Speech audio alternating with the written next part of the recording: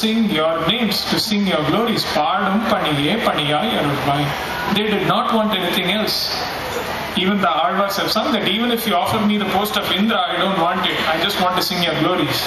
They did not want any position. They did not want any power, because they knew that all of that is only going to take them away from their Lord.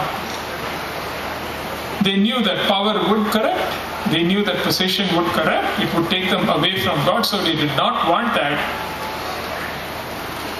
Once in Treta Yuga, when Lord Rama was the king of Ayodhya, you can imagine it's the golden age, Rama Rajya.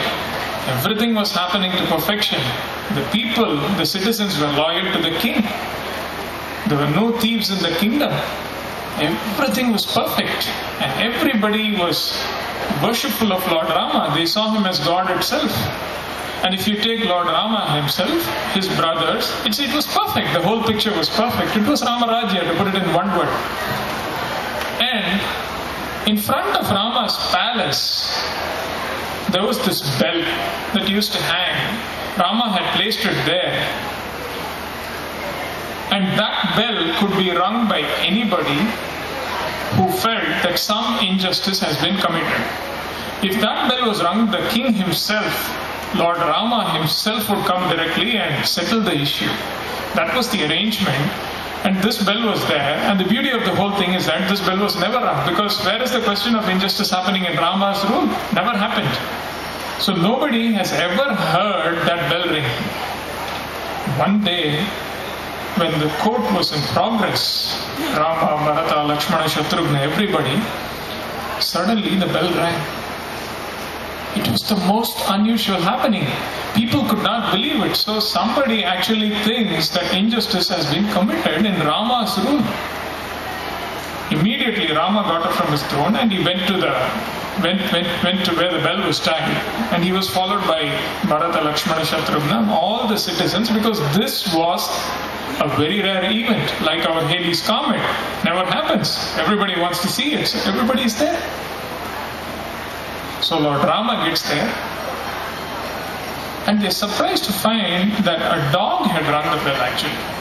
So a dog is there, and right next to the dog there is this old beggar with a staff. So Lord Rama asked, "Did you ring the bell? What is the problem?" He says, "Yes, King, a grave injustice has been committed today, and I have been affected by it, which is why I rung the bell, and I want you to say what is right here. I was just sleeping in the corner of this street. I did not trouble anybody. I did not bark at anybody. I did not bite anybody. This fellow was walking past, and for no reason with that staff, and he came and he hit me hard. It hurts. This was absolutely uncalled for, and he had no business doing that. So this is injustice. I want you to punish him."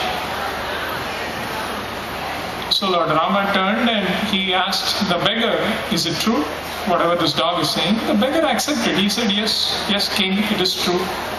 I'm not denying it. I did it. Because today, some reason, nobody gave me food. I was very hungry. I did not know what to do. I was very upset. The only person whom I could take my anger out on was this dog, so I hit the dog. So it looked like the case had been settled. So Rama again asked the dog, "Yes, see, this man has accepted, gracefully he has accepted that he was wrong. So what do you want to do? Whatever you want me to give him as punishment, I will give it to him." So the dog says, without even thinking, in a flash, "Oh Rama, I just want you to do one thing. Make this man the leader of this community." It says, everybody is shocked. Bharata is in tears, Lakshmana is crying, Shatrugna is crying, the people are shocked, they are speechless. They say, "This is Rama Rajya. Even a dog in this kingdom does not want revenge. Here, this man has hit this dog, and I'm asking him what punishment I should give. Should I hit him back?" He says, "Make him the leader of the community. A truly magnanimous dog. Even a dog is inspired by Rama's ideals. That is why in this kingdom alone, dogs are like this. Everybody is moved. But Rama does not say anything, and then slowly he whispers to his beloved Lakshmana. He says, Lakshmana, don't think that this dog is very magnanimous. He is not a magnanimous dog. He is a very cunning fellow. Do you know why he is asking this beggar to be blessed to become the leader of the community? Because in his previous Janma, he was the leader of the community. Owing to all the atrocities that he committed, he is born as a dog now. So he wants the beggar to undergo all of that, suffer in this Janma, become a dog in the next and undergo all the suffering, which is why he is asking you to do that. So don't think that this dog is a very innocent and magnanimous dog. He's got good, nice intentions behind all of this. The point that I'm trying to make is that such possession, such power, such wealth, and all of this, these great bhaktas thought would take them away from their God. And the one thing that they wanted was Pardum Paniye Paniya Yarulvai. Give me that position where I will ever be thinking of you and singing your glory, singing your Nama. And that is enough, God says too.